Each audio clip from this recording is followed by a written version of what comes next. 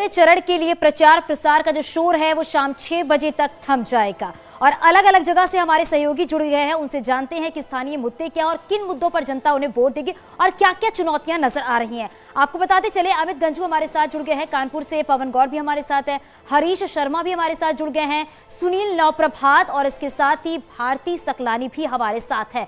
तो ये अलग अलग सहयोगी हैं जो ग्राउंड जीरो की रिपोर्ट हमारे दर्शकों तक पहुंचाएंगे। सबसे पहले अमित आपके पास आऊंगी, क्योंकि 14 फरवरी को दूसरे चरण का मतदान होना है। 9 जिलों के 55 सीटों पर यह चुनाव होना है। ग्राउंड जीरो पर क्या कुछ तस्वीरें नजर आ रही हैं, क्या कुछ तैयारियां नजर आ रही हैं?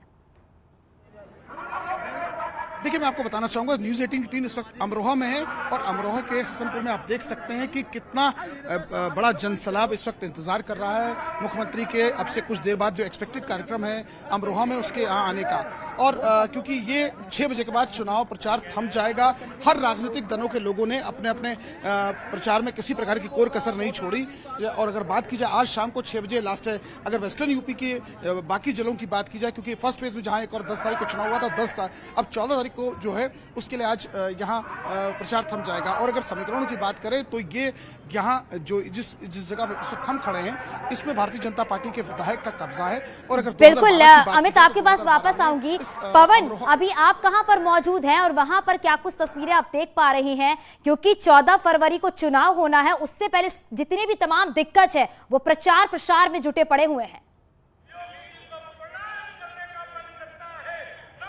देखिए, इस समय मैं सहारनपुर के देवबंद में हूं और यहां मुख्यमंत्री योगी आदित्यनाथ की रैली होने वाली थी। हालांकि मुख्यमंत्री योगी आदित्यनाथ के आने में अभी लगातार देरी हो रही है। तो आप देख सकते हैं यहां रैली का जो दृश्य है, तमाम भीड़ जो है वो यहां जुटी हुई है। तमाम जो कार्यकर्ता हैं, जनता है, वो मुख्यमंत्री को सुनना चाहती है।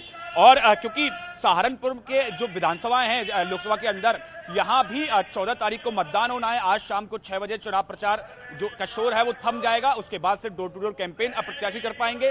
परसों अब वोटिंग होनी है 14 तारीख के दिन। बिल्कुल पवन, क्योंकि जो सियासी दिग्गज है तमाम प्रचार प्रसार कर रहे हैं और शाम 6 बजे के बाद ये शोर भी थम जाएगा।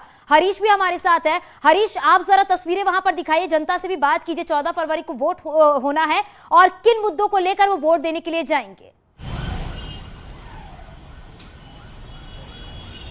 बरेली की अगर बात की जाए तो बरेली 9 विधानसभा सीटें हैं जिनमें लगभग 97 प्रत्याशी जहां पर अपनी किस्मत आजमा रहे हैं। और आज शाम 6 बजे प्रचार थम जाएगा। तो निश्चित तौर पर जो आने वाला समय यानी 14 फरवरी को मतदान यहां पर होना है दूसरे चरण के लिए। और अपने हर प्रत्याशी की अपनी चुनावी घोषणाएं हैं। हालांकि कुछ ना कुछ नया जो है डिमांड लेकर के हर प्रत्याशी मैदान में है और उनका साफ तौर पर यही कहना है कि अगर हमारी पार्टी का विधायक यहाँ से जीतता है तो निश्चित तौर पर विकास की गंगा बहेगी। लेकिन विपक्षी कहीं दूसरी तरफ अलग मुद्दों को लेकर के विकास। बिल्कुल हरीश, और ये भी देखने को मिल रहा है कि इस चुनाव में कह सकते हैं कि कांटे की टक्कर भी नजर आ रही है। सुनील नवप्रभात भी हमारे साथ है। सुनील, आपके पास किस तरह की तस्वीर वहां पर नजर आ रही है? क्योंकि 14 तारीख को चुनाव होना है और आज शाम 6 बजे प्रचार प्रसार का जो शोर है वो भी थम जाएगा।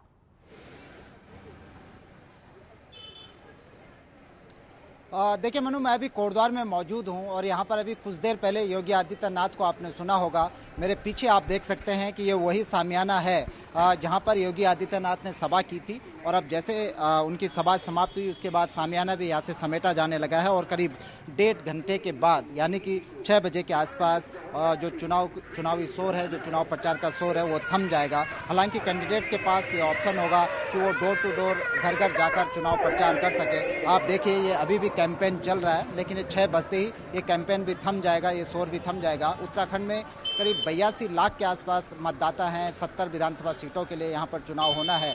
11,000 से अधिक यहाँ पर पोलिंग स्टेशन है। और जिस तरह से उत्तराखंड की जो विषम भौगोलिक परिस्थितियाँ हैं, पिछले कुछ दिनों से यहाँ पर मौसम लगातार खराब था, लेकिन आगे मौसम खुला रहने वाला है, धूप रहने वाली है। तो उसी के मद्देनजर उत्तराखंड में करीब 17 के आसपास ऐसे पोलिंग स्टेशन भी हैं मनु, जहां पोलिंग पार्टियों को 15 से 20 बिल्कुल सुनील, आपके पास वापस आएंगे। हमारे सहयोगी विजय वर्धन भी हमारे साथ जुड़ गए हैं।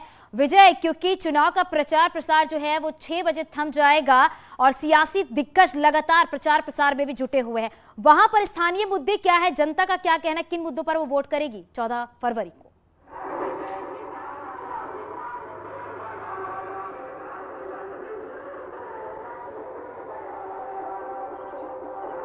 विजय, आपको मेरी आवाज मिल रही है?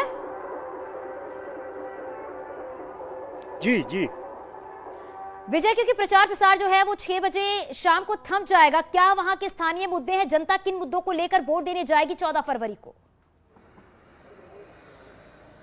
जी मैं आपको बताऊं, अगर पिथौरागढ़ जिले की बात करें, बॉर्डर का यह इलाका है और यहाँ का अभी भी सबसे बड़ा इश्यू कनेक्टिविटी एक बड़ा इश्यू है, क्योंकि एयरपोर्ट यहाँ पर था, एयरपोर्ट संचालित प्रॉपर नहीं हो पाया। उसके अलावा जो स्थानीय मुद्दे हैं, जैसे हम डीडीआर की बात करें, डीडीआर में जिले का सवाल है, और धारचूला अगर हम बिल्कुल विजय वर्धन, क्योंकि हर जगह के, हर शहर के अपने अलग अलग मुद्दे हैं, हर जिले के अपने अपने मुद्दे हैं, लेकिन देखना होगा कि 10 मार्च को आखिरकार क्या कुछ तस्वीरें बदलती है। बहुत शुक्रिया आप सभी का इस पूरी जानकारी के लिए।